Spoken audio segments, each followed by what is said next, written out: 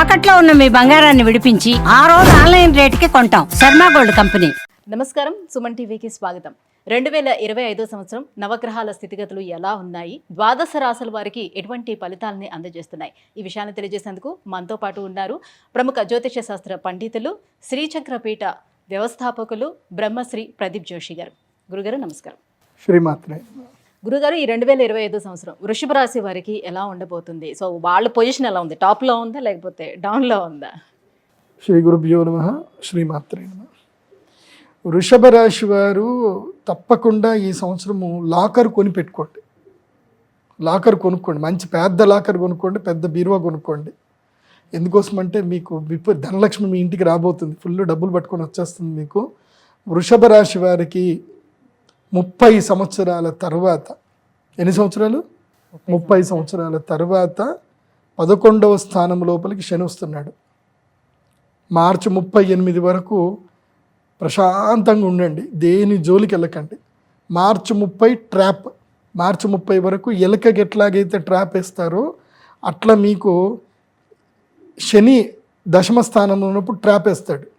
ట్రాప్లో పడి అప్పులో పడ్డారా, శని ఏకాదశంలో 2 సంవత్సరాలు ఉన్నా మీకు ఏమీ ఒరగదు, గుర్తుపెట్టుకోండి. ఈ 3 నెలలు జనవరి 1 నుంచి తీసుకొని మార్చ్ 28 వరకు తిన్నావా, పడుకున్నావా, తెల్లారిందా, ఎవరు ఏది అడిగినా గుర్తులేదు, మర్చిపోయా, తెలియదు, ఇదే చెప్పాలి మార్చి 28 దాకా. ఎందుకోసమంటే శని వచ్చేటప్పుడు 10వ స్థానంలో ఉంటాడు కదా, రాజ్య వశీకరణం చేసుకొని బంధిస్తాడు. సో ఆయన బంధించకుండా మీరు కామ్గా కూర్చోండి. ఏం లేదు, ఈ 3 వర్డ్స్ గుర్తుపెట్టుకోండి. వృషభ రాశి వారు ఏం లేదు, తెలీదు, గుర్తులేదు, మర్చిపోయా, మార్చ్ 28 వరకు. దాని తర్వాత మీరు పట్టిందల్లా బంగారం, చేసిందల్లా సూపర్. ఇంకా గురుసేనులు ఇద్దరు కూడా ఫుల్ సపోర్టింగ్ ఉన్నారు. ధనస్థానంలో గురువు వచ్చేస్తున్నాడు. అక్షయ తృతీయ దాటితే ధనస్థానం లోపల గురువు వచ్చేస్తాడు. కాబట్టి గురువు శని ఇద్దరు బాగున్నారు. కాబట్టి ఈ సంవత్సరం ఎవరైనా టాప్ నంబర్ 1 పొజిషన్లో ఉన్నారు అంటే అది మాత్రం ఎవరు? వృషభ రాశి is in number 1 position. Bharani నక్షత్రం అయితే ఇక తగ్గేదలా. నేను మెయిన్గా చెప్పేది ఏంటంటే యంగ్స్టర్స్కి పెళ్లి చేసుకోకండి. వృషభ రాశి వాళ్ళు పెళ్ళిళ్ళు చేసుకోకండి. ఈ సంవత్సరం పెళ్లి చేస్తాడు గురువు, తప్పకుండా రాగానే పెళ్లి చేస్తాడు. పెళ్లి చేశారనుకోండి, వివాహం విద్యానాశనం, శోభనం సర్వనాశనం, జీవితంలో ఏం సాధించలేరు ఇంకా. సో ఈ సంవత్సరం పెళ్ళిళ్ళు చేసుకోకండి అని చెప్తాను నేను యంగ్స్టర్స్. సంపాదించుకోండి, డబ్బులు సంపాదించుకోండి. పెళ్ళి చేసుకున్నారా, మొత్తం టైం అంతా ఎక్కడికి వెళ్ళారు, ఎప్పుడు వస్తారు, దీనికి మీ జీవితం పోతుంది. వృషభ రాశి స్థానంలోకి గురువు సెకండ్ ప్లేస్ లో గురువు వస్తున్నారు. అట్ ద సేమ్ టైం శనితో పాటు శుక్రుడు కూడా ఆ ప్లేస్ లోకి మీనరాశిలోకి వస్తున్నారు. కానీ శుక్రుడు మారుతాడండి. శుక్రుడు ఎవ్రీ 22 రోజులకి 28 రోజులకి మారుస్తాడు. శుక్రుడు ఎక్కువ రోజులు అట్లాంటిది. శుక్రుడు ఎప్పుడు మారుతూనే ఉంటాడు. సూర్యుడితో పాటు శుక్రుడు బుధుడు మారుతూనే ఉంటారు.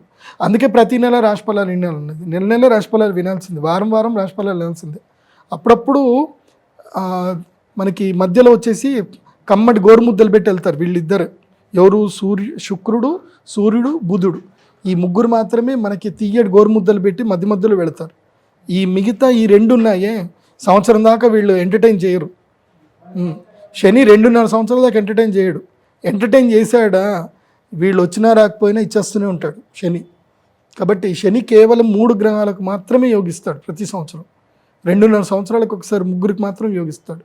ఈ సంవత్సరం ఇప్పుడు వచ్చింది వృషభ రాశి వారికి. అప్పుడు నా టైం ఆగయా, మీ టైం వచ్చేసింది. నేనేమంటాను అంటే ఈ టైంలో పెళ్ళిళ్ళు చేసుకోకండి అని చెప్తాను.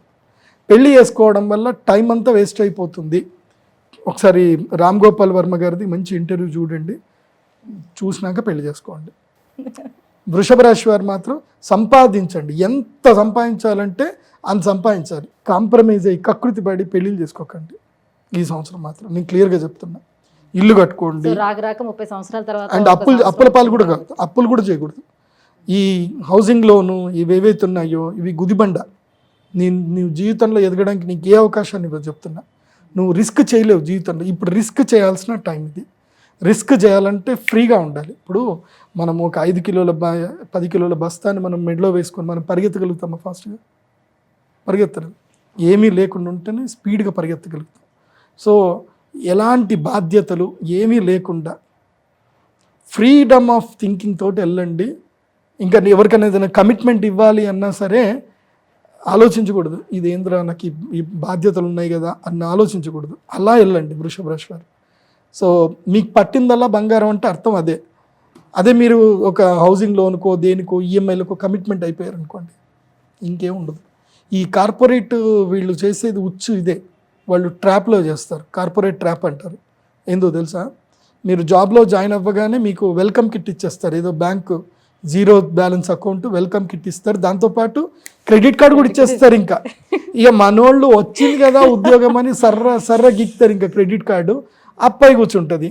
వాడికి కావాల్సింది అదే కదా, కార్పొరేట్ వాడికి కావాల్సింది ఏంది, వీడు లేబర్ లాగా పని చేయాలి, లేబర్ లాగా వీడికి అప్పు ఉంటే తప్ప వీడికి భయపడ్డు పని చేయడు.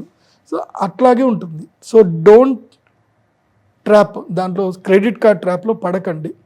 ఫ్రీడమ్ ఆఫ్ థింకింగ్లోకి వెళ్ళండి, స్టార్టప్లు బిగినింగ్ చేయండి, కష్టపడండి, business thinking, only business thinking అంత బాగా అది చెయ్యండి. వృషభ రాశి వారు నేను చెప్పేది ఏంటంటే తప్పకుండా ఆస్ట్రాలజర్ని కలవండి. ఓకే, నన్ను కలిస్తే ఇంకా మంచిది. ఎందుకోసమంటే ఐఎమ్ బిజినెస్ ఆస్ట్రాలజర్. నేను ఎవరికి ఏది చెప్పాలో ఎటువైపు ఎట్లా పంపించాలో నేను పంపిస్తాను. నేను పరిహార పూజలు చెప్పడం తక్కువ, గైడ్లైన్స్ ఇవ్వడం ఎక్కువ ఉంటుంది నాతో మాట్లాడితే. Because I know the world, నేను ఎకనామిక్స్ నాకు తెలుసు. ప్రపంచం పోకడలు తెలియని వాళ్ళ దగ్గర పోయి మీరు ఏం చెప్పించుకున్నా వేస్ట్. ప్రపంచం పోకడ తెలియాలి, గ్రహాల పోకడ తెలియాలి, రెండు తెలిస్తేనే నడుస్తుంది. సో రండి నా దగ్గరికి రండి, 25,000 పట్టుకొని రండి, నేను చెప్తా పక్కా. గురుగారు మరి వీళ్ళు అంతా బాగానే ఉంది కాబట్టి ఇంకెలాంటి పరిహారాలను పాటించాల్సిన అవసరం లేదంటారా? ఏముంటుంది, గమండి తగ్గించుకోవాలి, గర్వం పెరుగుతుంది, గమండి తగ్గించుకోవాలి. ఇంకోటి గర్వం పెరుగుతుంది. ఇంకోటి భరణి నక్షత్రం వాళ్ళకి ఏంటంటే వాళ్ళు జుకెంగనయ్య అంటారు. అక్కడ ఏమైపోతుందనంటే ఒక్కటి గుర్తుపెట్టుకోండి అండి, భరణి నక్షత్రం వాళ్ళు తమ ఫ్యామిలీ లైఫ్లో ఎంత మూర్ఖంగా ఉంటే వాళ్ళకి అంత మంచిది. మూర్ఖంగా అంటే పెళ్ళాం పిచ్చోడన్నా సరే, మా ఆయనకి ఏం తెలీదు, మూర్ఖుడు, ఎదవా, ఏమన్నా సరే అంతేగా అనాలి. భరణి నక్షత్రం వాళ్ళకి కృతిగా కూడా అంతే. ఎవరికైనా గుర్తుపెట్టుకోండి అండి, జీవితంలో మనకి బయట ఎక్కడైనా అదృష్టం వస్తుందంటే ఇంట్లో అదృష్టం ఆపుతుంది, ఇంటి వాళ్ళు ఆపుతారు. ఇంట్లో అదృష్టం ఉంది, ఇల్లు బాగుంది, బయట రాదు. ఇది ఎప్పుడూ ఈ బ్యాలెన్స్ అనేది తప్పుతుంది. ఇంట్లో ఎక్కువగా సీరియస్ లేకుండా వాళ్ళు ఏమన్నా సరే నీ ఇష్టం, అంతే నీ ఇష్టం అని అనుకొని ముందుకెళ్ళు, డబ్బులు బయట గెలుస్తావు. ఇంట్లో గెలవలేదు అనుకో, బయట గెలవలేదు. అది బాగా గుర్తుపెట్టుకోండి. అందులోపల భరణి నక్షత్రం వాళ్ళకి గర్వం బాగా ఎక్కువ, పొగరు, కోరికలు, ఆశలు, మాటలు అన్నీ ఎక్కువ. ఎందుకోసమంటే పెద్ద నక్షత్రం అది భరణి నక్షత్రం. భరణి అంటేనే అగ్ని. అది గురుగారు, ఈ 2025 సంవత్సరం వృషభ రాశి వారికి ఎలా ఉండబోతుంది? సో వాళ్ళకి అదృష్టం పట్టిందల్లా అదృష్టమే ఉండబోతుంది. అక్షయ తృతీయ యాగం చేసుకోవాలి వృషభ రాశి. అక్షయ తృతీయ మహాలక్ష్మి యాగం చేస్తే యు మే ఇన్వైట్, మీరు లక్ష్మీదేవిని ఇన్వైట్ చేసినట్టు. యంత్రం తీసుకోవాలి, మా శ్రీచక్రపీఠంలో చేస్తాము, రండి యంత్రం తీసుకోండి, అప్పుడు అమ్మవారు మీ దగ్గరకు వస్తారు. నేను ఇచ్చే గైడ్లైన్స్ ఫాలో అవ్వండి. గురుగారు, ఈ 2025 సంవత్సరం వృషభ రాశి వారికి ఎలా ఉండబోతుంది? చిన్న పరిహారాలు ఏమేమి చేసుకోవాలి? సో వాళ్ళకి ఎంత అదృష్టం పట్టనుంది? ఈ విషయాలన్నీ కూడా తెలియజేసినందుకు ధన్యవాదాలు. శ్రీమాత.